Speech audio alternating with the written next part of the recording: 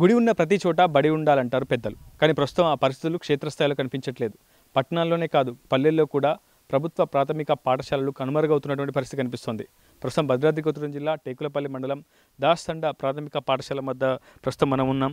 ఈ ఏడాది academic year ప్రారంభమైనప్పటికీ తరగతిలో నూతన అడ్మిషన్లు లేకపోవడం పట్ల అటు పాఠశాల సిబ్బంది కూడా ఆవేదన వ్యక్తం చేస్తున్నారు. ఒకవైపు బడిబాట కార్యక్రమాన్ని విస్తృతంగా నిర్వహించినప్పటికీ అటు గ్రామాల్లో ఉన్నటువంటి విద్యార్థులు ప్రభుత్వ పాఠశాలల వైపు మొగ్గు చూపకపోవడం పట్ల తీవ్రమైనటువంటి అసంతృప్తి కూడా వ్యక్తమవుతోంది. ఇప్పటికే రాష్ట్ర ప్రభుత్వం ప్రతిష్టాత్మకంగా బడిబాట కార్యక్రమాన్ని చేపట్టింది. సుమారు 2 వారాల పాటు ప్రభుత్వ పాఠశాలలో పనిచేసినటువంటి ఉపాధ్యాయులు సిబ్బంది అంతా కలిసి క్షేత్రస్థాయిలో ప్రజాప్రతినిధులతో కలిసి బడిబాట కార్యక్రమాన్ని నిర్వహించారు. ప్రభుత్వ పాఠశాలలను బలోపేతం చేయాలన్నటువంటి ఒక లక్ష్యంతో ప్రభుత్వం ఈ కార్యక్రమాన్ని చేపట్టింది, విస్తృతంగా నిర్వహించింది. 2 వారాల పాటు గ్రామంలోని ప్రతి ఇంటికి తిరిగి ప్రభుత్వ పాఠశాలల్లో నూతన అడ్మిషన్ల కోసం విద్యాశాఖ సిబ్బంది తీవ్రమైనటువంటి కృషి చేశారు. కానీ క్షేత్రస్థాయిలో ఉన్నటువంటి పరిస్థితి ప్రస్తుతం మనం దాస్తండ ప్రాథమిక పాఠశాలలో ఉన్నాం. కేవలం హెచ్ఎం ఒక్కరే ఉన్నారు ప్రస్తుతం తరగతి గదిలో. విద్యార్థులు ఎవరు కూడా లేరు. ఎందుకంటే నూతన అడ్మిషన్లు కాలేదనేది ప్రధానంగా మనకు ఇచ్చినటువంటి సమాధానం. విస్తృతంగా బడిబాట కార్యక్రమాన్ని నిర్వహించినప్పటికీ ప్రైవేట్ పాఠశాలల వైపే విద్యార్థులు మొగ్గు చూపడం, విద్యార్థుల తల్లిదండ్రులు కూడా అధిక హోదాగా భావించడంతో ప్రస్తుతం ప్రభుత్వ పాఠశాలలు ఇలా బోసిపోతున్నటువంటి పరిస్థితి కనిపిస్తుంది. ఇప్పటికే 100 కోట్ల రూపాయలు ప్రభుత్వం వెచ్చిస్తుంది. స్వయంగా అన్ని జిల్లాల కలెక్టర్లు, విద్యాశాఖ ముఖ్య కార్యదర్శి దీనిపై రివ్యూ చేస్తున్నారు.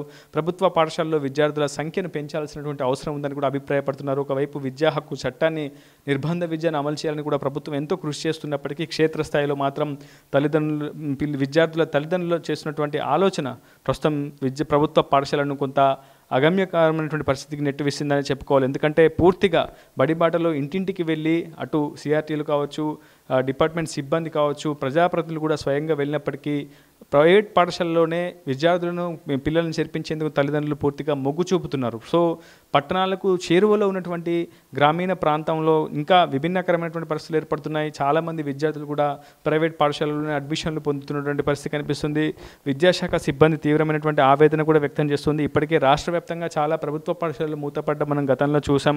గత ప్రభుత్వ హయాంలో కూడా అనేక ప్రభుత్వ పాఠశాలలు మూతపడ్డాయి. ప్రస్తుతం ఈ ప్రభుత్వ హయాంలో కూడా అనేక పాఠశాలలు మూతపడుతున్నటువంటి పరిస్థితి కనిపిస్తుంది. కానీ ప్రభుత్వ పాఠశాల వ్యవస్థను బలోపేతం చేయాల్సినటువంటి అవసరం ఉందని సామాజిక స్పృహ ఉన్నటువంటి ప్రతి ఒక్కరు కూడా కోరుకుంటున్న పరిస్థితి ఉంది. ప్రస్తుతం హెచ్ఎం ఉన్నారు, మేడంతో మాట్లాడదాం. అసలు ఏం జరుగుతుంది, ప్రభుత్వ పాఠశాల బలోపేతం కోసం ప్రభుత్వం ఎటువంటి చర్యలు తీసుకుంటుంది, బడిబాట ఎప్పటి నుంచి ఎప్పటి వరకు నిర్వహించారు, ఎటువంటి సత్ఫలితాలను ఇచ్చింది తెలుసుకునే ప్రయత్నం చేద్దామా. మీ పేరేంటి, మీరు దాస్తండ ప్రభుత్వ పాఠశాల ఎటువంటి పనులు నిర్వహిస్తున్నారు? సార్ నా పేరు వచ్చేసి విజయ నిర్మల, హెచ్ఎం రండి. నేను ఇక్కడ ఈ పాఠశాలలో నేను ఈ సంవత్సరం విద్యా సంవత్సరం 2025-26 విద్యా సంవత్సరానికి గాను ప్రభుత్వం వారు 6 నుంచి 19 వరకు బడిబాట కార్యక్రమాన్ని నిర్వహించమని తెలియజేశారు. అందులో భాగంగా మేము 6వ తారీఖున ప్రొఫెసర్ జయశంకర్ బడిబాట కార్యక్రమాన్ని ప్రారంభించామండి. ముందుగా జయశంకర్ గారికి పూలమాల వేసిన తర్వాత అమ్మ ఆదర్శ పాఠశాల కమిటీ మెంబర్స్ అందరం కలిసి అంగన్వాడీతో కలిసి ఇదిగోండి ఈ విధమైన ప్రొఫెసర్ జయశంకర్ బడిబాట విద్యా సంబరాలని మేము పాంప్లెట్లని చేసి ఇవి గ్రామంలో ప్రతి ఇంటికి అందించడం జరిగిందండి. ఈ ప్రభుత్వ పాఠశాలలో ఏమేమి ప్రభుత్వం కల్పిస్తున్న అంశాలు ఉచిత పాఠ్యపుస్తకాలు, మధ్యాహ్న భోజనం, యూనిఫామ్స్, ఎటువంటి ఫీజు లేకుండా ప్రవేశం, ఆరోగ్య రక్ష, బాలబాలికలకు విడిగా మరుగుదొడ్ల, క్రీడా పరికరాలు, మన పిల్లల్ని మన పాఠశాలను చేర్పిద్దాం, మన ఊరి పాఠశాలను బలోపేతం చేద్దామనే నినాదంతో ఇంకా మన పాఠశాలలో విశాలమైన భవనాలు ఉన్నాయి. ఇవన్నీ తెలియచేస్తూ నేను గ్రామంలో తల్లిదండ్రులు అందమైన వాతావరణం మీ పాఠశాల చుట్టూ నెలకొంది. చుట్టూ చెట్లు, మంచిగా పక్కనే అంగన్వాడీ పాఠశాల, ఆ తర్వాత పక్కనే ప్రాథమిక పాఠశాల, చాలా అద్భుతమైనటువంటి పల్లె వాతావరణం, మరింత చేరువలో పట్టణ వాతావరణం ఉంది. దాదాపు 2000కు పైగా ఈ గ్రామానికి సంబంధించినటువంటి పాపులేషన్ ఉంటుందని చెప్తున్నారు. 4 ప్రభుత్వ పాఠశాలలు కూడా ఉన్నాయని చెప్తున్నారు. సో ఈ పంచాయతీకి సంబంధించి మీరు తల్లిదండ్రుల దగ్గరికి వెళ్ళినప్పుడు, మీరు ఇంటింటికి వెళ్ళి బడిబాట కార్యక్రమంలో వాళ్ళతో సంభాషణ జరిపినప్పుడు తల్లిదండ్రులు ఏం చెప్తున్నారు, అసలు వాళ్ళ ఆలోచన ఏ విధంగా ఉంది? సార్ ఇక్కడ నా స్కూల్లో పోయిన సంవత్సరం వరకు అయితే 6 విద్యార్థులు ఉన్నారండి. అయితే వాళ్ళ పేరెంట్స్ తల్లిదండ్రులు మాత్రం హైదరాబాదులో వలస వెళ్ళినట్టు, డ్రైవింగ్ అని అవన్నీ ఇక్కడ పనులు లేక అక్కడికి వెళ్ళడం జరిగింది. పిల్లల్ని మాత్రం తాతల దగ్గర చదివించారండి. నాకు 1 నుంచి 3 తరగతుల దాకా పిల్లలు తాతల దగ్గర, అమ్మమ్మల దగ్గరే చదివారు సార్. ఈ సంవత్సరం అయితే వాళ్ళు అక్కడికి తీసుకువెళ్తాం అన్నారు. అయితే నేను ఈ 1 సంవత్సరం ఉంచండి దయచేసి, స్థానికత ఇవన్నీ ఉన్నాయి కాబట్టి సో ఇక్కడ చదివిస్తానని ఇంటింటికి వెళ్ళి చెప్పడం జరిగిందండి. తర్వాత కొంచెం నియర్ బై మనకి రోడ్డు మీద స్కూల్స్ అవ్వడం బట్టి కొంచెం తల్లిదండ్రులు కూడా ఈ 1-2 పిల్లల్ని ప్రైవేట్ పాఠశాలల వైపు కొంచెం ఆకర్షితులు అవుతున్నారు. కానీ నేను వాళ్ళకి చాలా కౌన్సిలింగ్ ఇచ్చాను. వాళ్ళు కూడా ఆలోచిస్తున్నారు సార్, చూస్తాం. దాదాపు ఎన్నో దశాబ్దాల పాటు మీరు ఈ సర్వీస్లో ఉన్నారు. ఇంకొక 5 సంవత్సరాలు అయితే మీరు కూడా రిటైర్మెంట్ అవుతారు. ఎంతోమంది పిల్లలు ఇక్కడ చదువుకొని ఉన్నతులుగా తీర్చిదిద్దినటువంటి పరిస్థితి కనిపించింది. కానీ ప్రస్తుతం ఇటువంటి పాఠశాల ఎంతోమందికి ఒకప్పుడు గుడిగా ఉన్నటువంటి ఈ పాఠశాల ఈరోజు బోసిపోతున్నటువంటి పరిస్థితి కనిపిస్తుంది. ఎట్లా ఉంది? ఇన్ని సంవత్సరాలు ఒక వృత్తిలో మీరు కొనసాగుతారు, విద్యా బోధన చేశారు. ప్రస్తుతం విద్యా బోధన చేయడానికి కూడా, వినడానికి కూడా విద్యార్థులు లేనటువంటి పరిస్థితి. ఈ పరిస్థితిని మీరు ఏ విధంగా? సో సార్, ఇంతకుముందు ఉన్న పరిస్థితులు వేరు, ఇప్పుడైతే కొంచెం తల్లిదండ్రుల మైండ్ సెట్ కూడా మారింది అండి. కొంచెం ప్రైవేట్ పాఠశాల ఏదో ఉందని చుట్టుపక్కలన్నీ అలా ఉండేపాటికి ఒకళ్ళని చూసి ఒకళ్ళు ఆ విధంగా వాళ్ళకి ఆ స్తోమత ఉందా లేదా అన్నది కాకపోయినా కానీ కొంచెం పిల్లల విషయంలో కొంచెం అలా వెళ్తున్నారు. అయినా కానీ మన ప్రభుత్వ పాఠశాలలో ఉండే వసతులు, చదువుకుంటే ఏంటి లాభాలు అన్నది చాలా అవగాహన ఉంది. కొంచెం తల్లిదండ్రులు కొద్దిగా మారితే మనం ఇదవుతాం.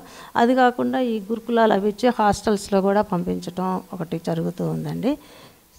మొత్తంగా ప్రైవేట్ పాఠశాలలు పుట్టగొడుగుల్లో వెలుస్తున్నాయి. ఎందుకంటే ప్రభుత్వం కూడా ఈ విషయంలో పునరాలోచించాలి. ప్రభుత్వ పాఠశాలను బలోపేతం చేయాలన్నటువంటి ఆలోచన ఉన్నప్పుడు ప్రైవేట్ పాఠశాలను కూడా సంఖ్యను కూడా తగ్గించాల్సినటువంటి అవసరం ఉంది. సో ఒకవైపు సామాజికవేత్తలు కూడా ఇదే అంశాన్ని ధృవీకరిస్తున్నారు. ఖచ్చితంగా ప్రభుత్వ పాఠశాల విద్యా వ్యవస్థను బలోపరచాలంటే ప్రైవేట్ పాఠశాల సంఖ్యను కూడా తగ్గించాలని చెప్పి వాళ్ళు కూడా కోరుతున్నటువంటి పరిస్థితి కనిపిస్తుంది. ప్రభుత్వ పాఠశాలలో చాలా అద్భుతమైనటువంటి వసతులు కల్పిస్తున్నారు.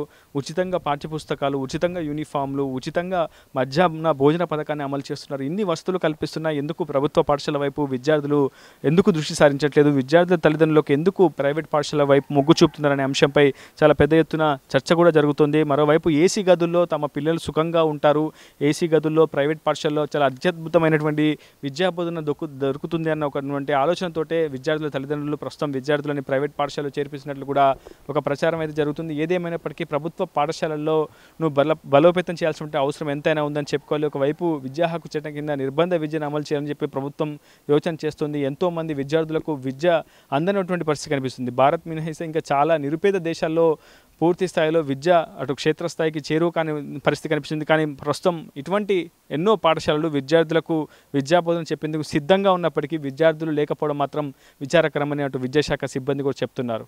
ఏదేమైనా ప్రభుత్వం ఈ అంశంపై మరింత దృష్టి సారించి విద్యార్థుల సంఖ్య పెరిగేలా మరిన్ని చర్యలు తీసుకోవాలి. తల్లిదండ్రులు కూడా ప్రభుత్వ పాఠశాలల్లో పిల్లల్ని చేర్పించే విధంగా ఆలోచన చేయాలని చెప్పి ప్రతి ఒక్కరూ కోరుతున్నటువంటి పరిస్థితి. అసలైన తొలి వెలుగు. ఫాలో వాట్సాప్ @తొలి వెలుగు official.